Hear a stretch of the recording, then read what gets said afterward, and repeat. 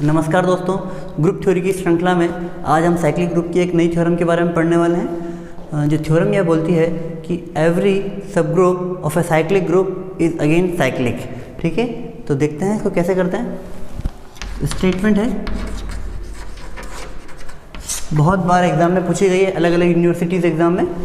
तो एवरी सब group of a cyclic group is cyclic। ठीक है, हमको ये प्रूफ करना है, बड़ा अच्छा सा प्रूफ है, देखेंगे क्या अप्रोच रहने वाली है। ठीक है, सबसे पहले हम एक साइक्लिक ग्रुप मान लेते हैं। ठीक है, उसका एक सब ग्रुप लेंगे, उसको साइक्लिक प्रूफ करने की कोशिश करेंगे। तो let G be a cyclic group generated by a. Okay, यानी G एक साइक्लिक ग्रुप है जिसका जनक A है आपके पास। ठीक है, एंड ठीक है H इज ए प्रॉपर सब ग्रुप ऑफ G। ओके, यहाँ आप देख रहे होंगे मैंने एक टर्म यूज की है, प्रॉपर सब ग्रुप। इम्प्रॉपर सब ग्रुप होता यानी कि H जो है पूरा G होता या आइडेंटिटी एलिमेंट होता केवल, तो उस केस के अंदर भी आपका वो साइक्लिक ऑटोमेटिकली हो जाता है ना। तो इसलिए मैं कोई प्रॉपर सब ग्रुप ले रहा हूँ। तो इस केस में अगर इम्प्रॉपर होगा तो रिजल्ट अपना ट्रिवियल होने वाला है। तो हमने माना H एक आपका प्रॉपर सब ग्रुप है G का। ठीक है, ओके। तो G क्योंकि साइक्लिक ग्रुप है और साइक्लिक ग्रुप की प्रॉपर्टी होती है कि सारे के सारे एलिमेंट उसके जनरेटर की पावर के फॉर्म में लिखे जा सकते हैं। यानी H में सारे एलिमेंट किस फॉर्म के होंगे? A की पावर की फॉर्म में, है ना। ठीक है, तो हम मानते हैं लेट फॉर लीस्ट, ओके, इसको हम इस तरह से लिखते हैं, क्या लिखते हैं, late A to the power m belongs to H where m is a least positive integer। ठीक है, where m is a least positive integer। Okay, है ना। तो हम यहाँ पे H में सारे के सारे एलिमेंट A की पावर की फॉर्म के होंगे, ये तो आपको पता चल गया। पर उन सारे एलिमेंट्स में जो सबसे छोटा एलिमेंट होगा, जिसके लिए जो पूर्णांक की जो घात है वो सबसे छोटी होगी, वो होगा A की पावर m। हमने ये मान लिया।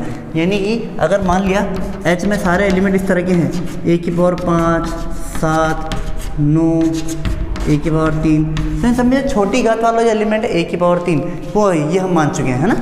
ठीक है, अब हमको ये प्रूफ करना है कि H साइक्लिक ग्रुप है। ठीक है, ओके। तो हम ये बताएंगे कि जो A की पावर m है ना, वो उसका जनरेटर बनने वाला है ना।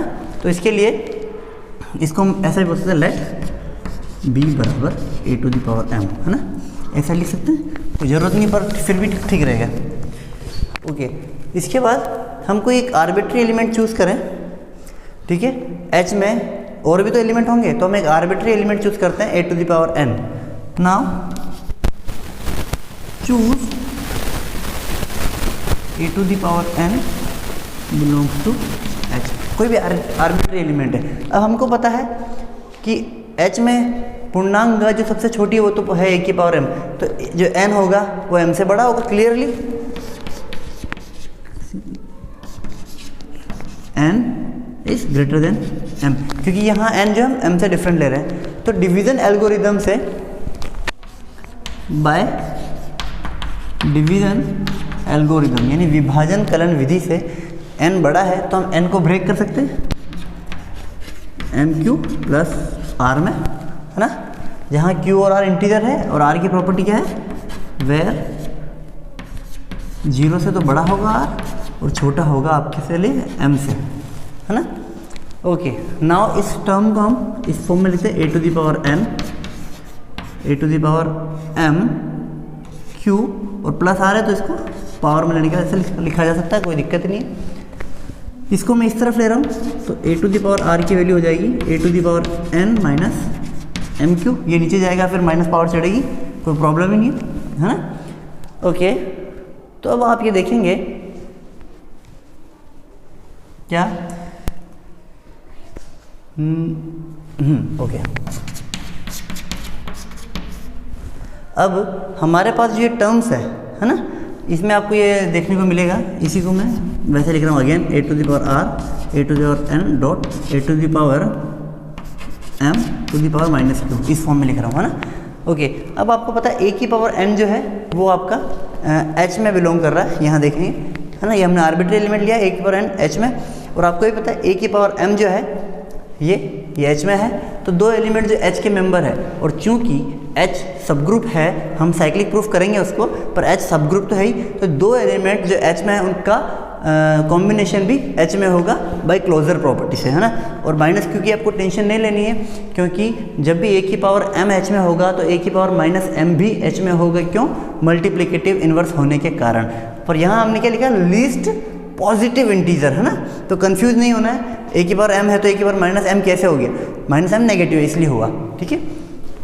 तो ये भी h में, ये भी h में, तो क्लोजरनेस है, दोनों h में होगा, तो आपको पता पड़ेगा a की पावर r h का मेंबर है, क्योंकि ये भी h में, ये भी h में।